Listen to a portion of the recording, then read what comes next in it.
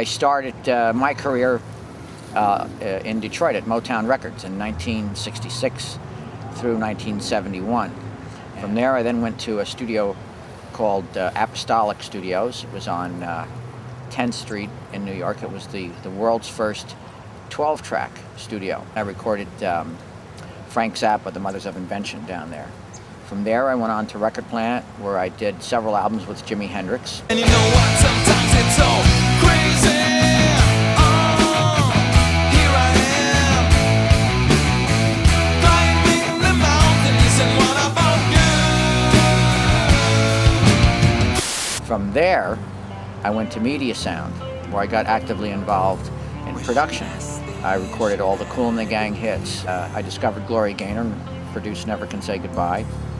The next record I produced after that was a hit, was a group called the Ramones, Rocket to Russia and the Ramones Leave Home. In fact, I was kind of one of the original people that spearheaded that whole punk rock, CBGB's sound.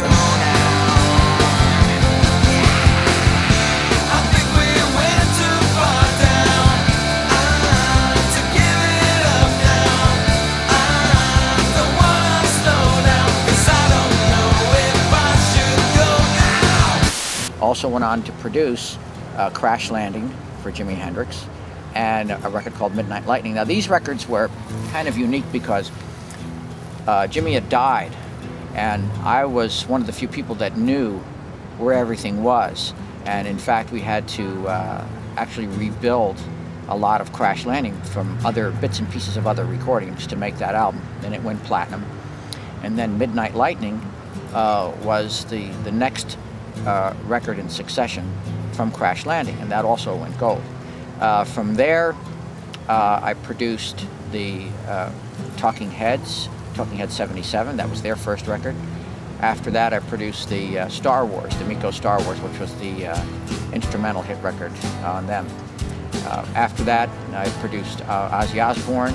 I did work with Aerosmith on Rockin' a Hard Place. And then, of course, after that, the band Bongiovi, John Bongiovi, who was my second cousin.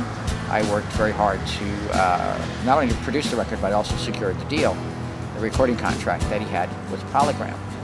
And after that, I started a production company in Florida, where my first artist to get signed in the United States from there is a group called Deep Side, which is an urban group.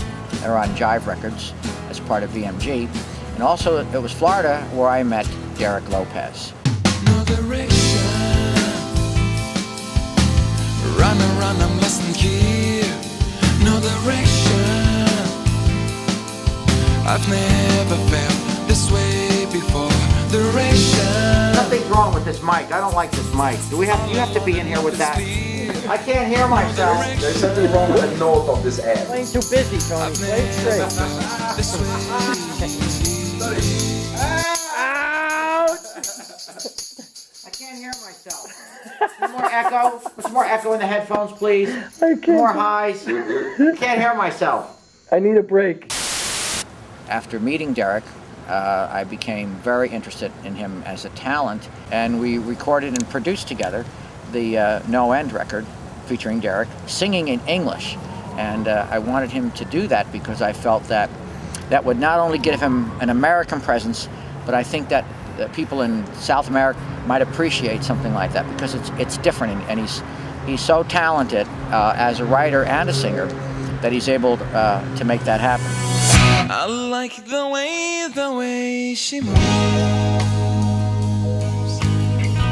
keeps me completely satisfied. Let's talk about what it was like to work with NoEnd, because this is a group of very talented musicians that Derek put together himself. And compared to bands like Aerosmith and Bon Jovi and Ozzy Osbourne, the musicians are as good as, and in some cases even better than, those musicians. The guitar playing was fantastic.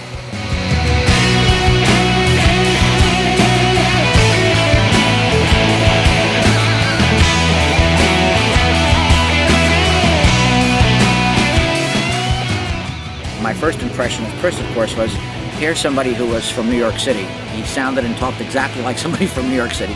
And Chris is a very skilled, to say the least, very, very talented musician as a drummer. And I heard him play, and while Derek and I were listening to him, he was beating those drums, and he was playing like he really meant it. And I said to Derek, I said, I don't think we have to look any farther. I think we got the drummer.